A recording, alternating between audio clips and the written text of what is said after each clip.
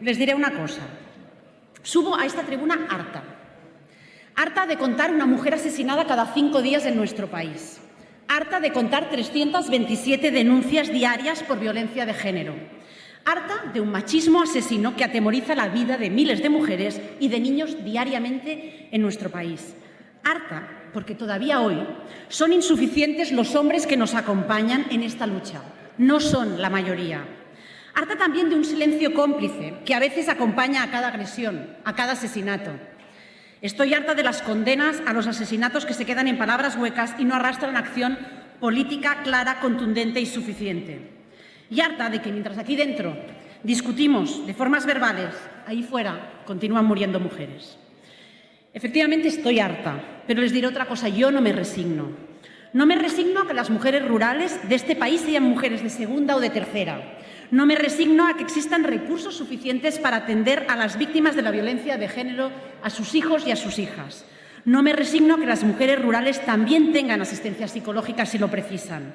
No me resigno a que los cuerpos y fuerzas del Estado estén formados en materia de terrorismo machista y sepan de qué hablan cuando hablan con las víctimas. Yo no me resigno, y los senadores de mi grupo tampoco. No nos resignamos a vivir en una sociedad donde el Estado no combata el terrorismo machista con todas las herramientas que tiene a su alcance. Por eso votaremos sí a esta moción. Votaremos a favor porque nuestra posición es que la violencia de género debe ser un problema de Estado. La violencia de género no es un problema de las mujeres. La violencia de género es un problema de los hombres que entienden las relaciones personales desde la posesión y el control.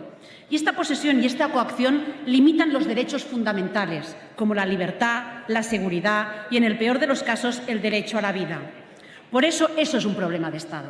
La libertad y la salud y la seguridad de las mujeres no se recortan, se garantizan, independientemente de que vivan en el centro de Barcelona o en el pueblo más remoto de Castilla y León.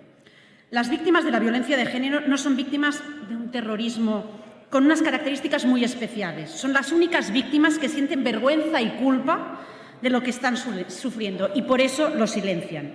Y especialmente en el mundo rural, que le rodea más silencio y más miedo. Señorías, simplemente 3 cosas para reflejar muy claramente el concepto del mundo rural. Hay menos recursos de atención a las víctimas de violencia que en la comparación del ámbito urbano. Problemas de movilidad. Pues es frecuente que las mujeres tengan dificultad para desplazarse, o bien por no disponer de coche propio, o por no saber conducir, o por tener dificultades de acceder a un autobús. También influye de una manera especial no poder acudir a un centro de manera anónima, porque, como todos ustedes saben, en el mundo rural nadie es anónimo.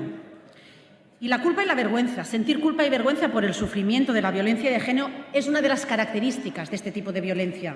Sin embargo, en el ámbito rural podemos observar cómo esta culpa y esta vergüenza la determina de manera muy especial la actuación de la víctima. Porque estas mujeres no son solo controladas por sus agresores, sino también por su entorno. Y frecuentemente son las víctimas las que tienen que abandonar el pueblo en lugar del maltratador. Al mismo tiempo, la falta de anonimato hace que estas mujeres denuncien menos que otras mujeres. Además, tampoco hay que olvidar que en el ámbito rural el trabajo femenino en agricultura es fundamentalmente eventual, que solo el 18% de las explotaciones agrarias consta la mujer como jefa y que la titularidad en las tierras con el nombre de mujer no llega al 30%. Esto la sitúa en una posición de mayor vulnerabilidad, con menos recursos propios, con menos información, con más presión, más miedo a la hora de denunciar. Estas mujeres tienen más dificultades para que se les respeten las órdenes de alejamiento y tienen peor acceso a los recursos disponibles. Seguramente no hay más casos, pero están más escondidos y estas mujeres están más desprotegidas. Iniciaba esta intervención diciéndoles que estaba harta. Y así es. Hace unos días leí que el feminismo no puede convertirse en el arte de la paciencia, sino que el feminismo es una estrategia para cambiar el mundo y construir unas sociedades más pacíficas.